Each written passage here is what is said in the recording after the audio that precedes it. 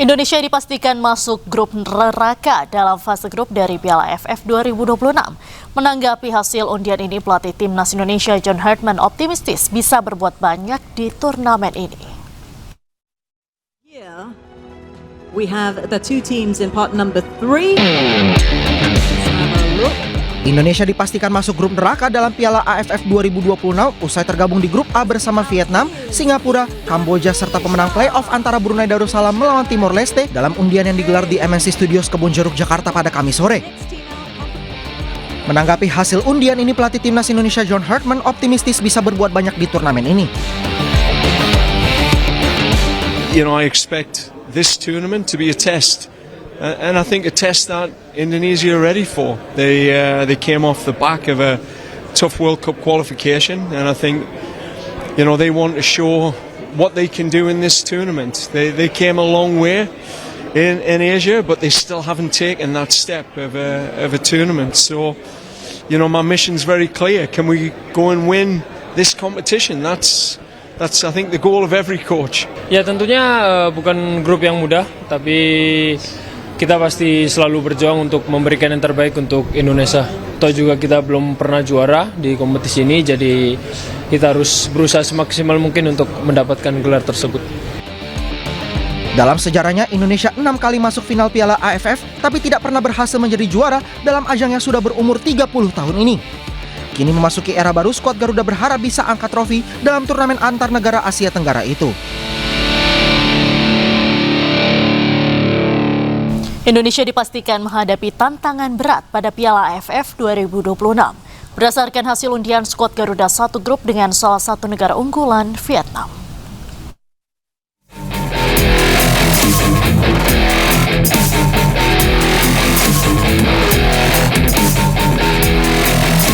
Undian Piala AFF 2026 digelar di MNC Studios Kebonjeruk, Jakarta pada Kamis sore.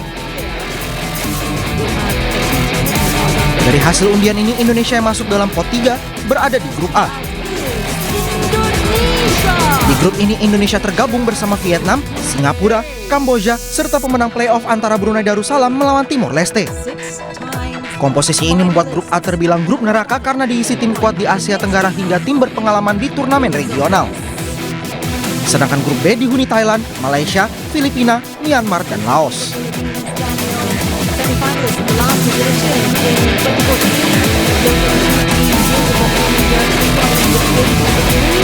Piala AFF 2026 dijadwalkan berlangsung pada 24 Juli hingga 26 Agustus. Sebuah pesawat jenis ATR 42500 dilaporkan hilang kontak pada Sabtu 17 Januari 2026 sekitar pukul 13:17 WITA.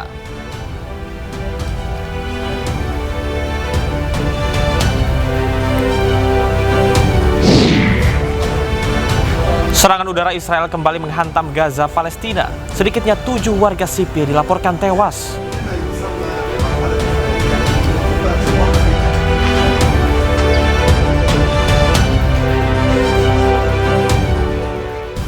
Pelatih timnas Indonesia John Hartman optimis membawa Garuda untuk pertama kalinya menjuarai Piala AFF 2026. Lalu seberapa besar peluang Garuda meraih gelar juara Piala AFF 2026 di bawah juru taktik baru John Hartman? Kita akan membahasnya bersama dengan pengamat olahraga Bung Roni Pangemanan atau Bung Ropan. Selamat sore Bung Ropan. Selamat sore. Baik, Bung Ropan, kita sudah lihat ya di draw kemarin, nampaknya Indonesia punya pesaing berat. Seberapa besar peluang kita untuk menang di Piala AFF tahun ini? Kalau bicara peluang, ya Camar, saya pikir terbuka buat kita untuk bisa meraih hasil yang optimal atau maksimal di Piala AFF. Karena kita berada memang di grup A yang memungkinkan kita untuk bisa mengatasi lawan-lawan ya. Tanpa menganggap enteng, karena di sana juga ada juara bertahan Vietnam. Tetapi melihat dari ada Singapura di sana, Kamboja, dan kita harus berhadapan dengan pemenang antara Brunei Darussalam bersama dengan Timor Leste, saya yakin kita bisa mendapatkan hasil yang bagus dengan jadwal yang menguntungkan juga buat kita. Karena start awal kita di 27 Juli itu menghadapi Kamboja. Kemudian kita akan menghadapi tanggal 31 dengan Brunei atau Timor Leste. Jadi 6 poin pertama saya rasa kita bisa dapatkan itu sebelum kita menjamu pertandingan big match. Ya, diuntungkan juga karena kita bermain di GBK melawan juara bertahan Vietnam. Sebelum kita lawan Singapura pada tanggal 7. Jadi Saya rasa kalau dikatakan apakah kita bisa, saya rasa bisa juga. Untuk apalagi kalau kita bermain dengan full team, walaupun itu memang tidak mungkin karena ini kan bukan dalam agenda FIFA, tetapi dengan materi yang ada saat ini, dengan pemain-pemain yang ada di Liga Super, tambah yang ada bermain di Liga Thailand, Sandy Walsh, Sain Patinama yang ada di sana, saya tetap yakin, optimis bahwa tim asuhan John Herman bisa melakukan yang terbaik. Baik, Bu Ropan, kalau misalnya kita lihat secara spesifik, Kamboja bilang bahwasannya mereka ini akan mix antara pemain naturalisasi dengan lokal dan akan melakukan kedalaman tim. Menurut Anda, apakah Kamboja juga sebetulnya saat ini tidak bisa diremehkan? Ya, memang semua tidak boleh diremehkan, termasuk dengan Brunei Darussalam dan juga dengan Timor Leste. Mungkin di atas kertas kita bisa menang, tetapi kan akan berbeda di lapangan, karena semua juga siap untuk bisa bermain di Piala AFF ini, dan siap untuk mengalahkan Indonesia juga. Makanya tetap kita harus fokus, ya, walaupun dengan materi yang lebih bagus dibandingkan Kamboja, tetapi pertandingan pertama ini selalu krusial.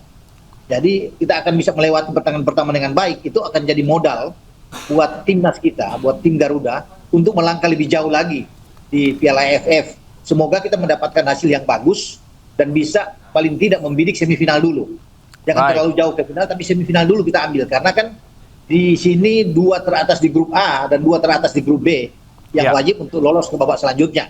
Gitu. Baik, Bung Ropan, ini yang cukup menggemparkan dan juga mungkin keputusan yang saat ini dipertanyakan berkaitan dengan tidak adanya Zai Ijaz dan juga Kevin Dix. Apakah dengan tidak adanya 2 pemain ini akan cukup berpengaruh atau justru ada strategi baru?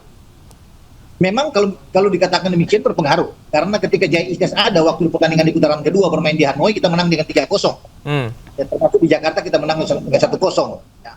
Lihat juga dari statistik pertemuan kita, 3 laga terakhir kita menang. Tapi itu tidak boleh menjadi acuan atau kita besar kepala.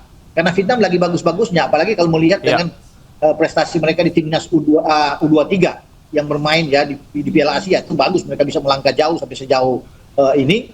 Jadi tanpa Ijaz, tanpa Kevin Dix dan juga tanpa Ferdo, tanpa 2 penjaga gawang utama Emil Audero dan Martin Pas, tetap saya yakin kita bisa mengatasi lawan, karena kita punya Eliano Reinders di Persib, punya Tom Hai ya juga di Persib, ya saya bilang tadi dengan Sain di Buriram di Thailand bersama dengan Sandy Walsh, ada Jordi Amat, Rizky Ridho bermain di Persija, pemain-pemain lainnya juga bisa ada di sana, Ricky Kambuaya di Dewa, Sayuri bersaudara ada di Maluku Utara ya. Jadi saya pikir kita masih punya kesempatan. Baik, Bung Ropan, terima kasih banyak atas tanggapan Anda dan juga analisis yang Anda lakukan, dan kita akan lihat bersama apakah Indonesia ini akan berhasil di tahun ini. Terima kasih. Selamat beraktivitas kembali. Kita akan ke informasi lainnya, pemirsa. Arus lalu lintas menuju kawasan objek wisata Lembang, Bandung Barat dipadati kendaraan wisatawan. Sistem buka tutup diberlakukan polisi dengan mengutamakan arus kendaraan dari Bandung menuju Lembang.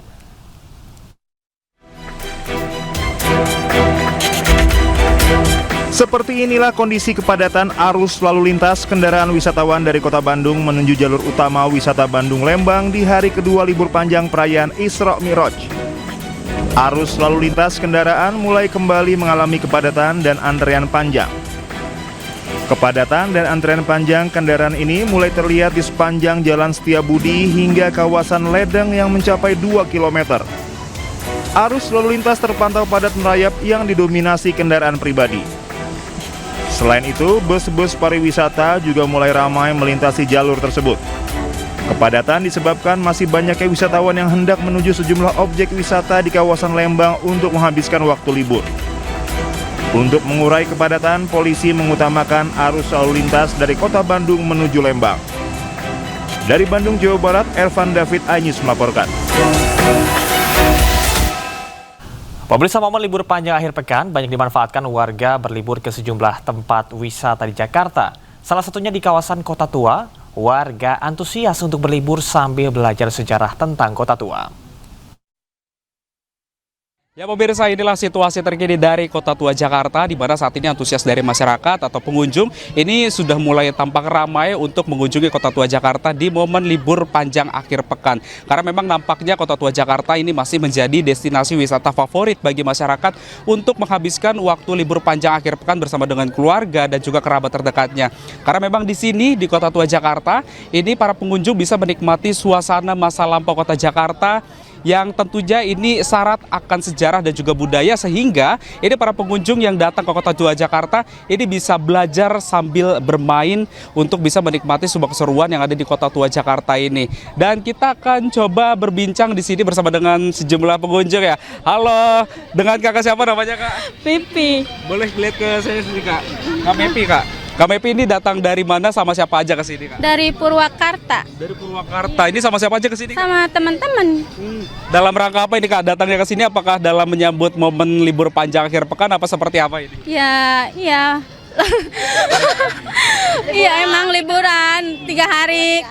Kan kalau kerja mumet, jadi ngilangin stres aja. Alasannya kenapa nih kak lebih milih liburan di Kota Tua dibanding ke tempat lainnya nih? Ya dananya sih. Kenapa tuh? Iya. Iya lebih terjangkau. Soalnya ya gimana? Ini udah kemana aja kak selama di Kota Tua Jakarta ini kak? Baru di sini aja, belum kemana-mana. Habis ini rencana mau kemana lagi kak? Ya rencananya mah mau ke Monas, ke Ragunan, ya gimana aja, nanti aja. Oke siap, terima kasih Kak Mepi informasinya. Nah itu dia pemirsa bincang kami bersama dengan salah satu pengunjung yang memang ini nampaknya wisatawan yang datang ke Kota Tua Jakarta ini tidak hanya datang dari kawasan Jabodetabek saja, melainkan juga dari kota lainnya pun, dari Purwakarta, bahkan juga tadi memang sempat ada sejumlah pengunjung yang datang dari luar kota lainnya untuk bisa menikmati semua keseruan yang ada di Kota Tua Jakarta ini dalam rangka momen libur panjang akhir pekan. Tidak sedikit juga masyarakat yang pada akhirnya ini mengabadikan momennya dengan mengambil foto dan juga video, dan memang ini tempatnya instagramable sekali untuk bisa nantinya diposting di media sosial. Mungkin pemirsa ini masih bingung mau kemana untuk menghabiskan waktu libur panjang akhir pekan, ini Kota Tua Jakarta bisa menjadi pilihan yang tepat. Dari Jakarta, salam Pulungan, Seto Pratomo, iNews melaporkan.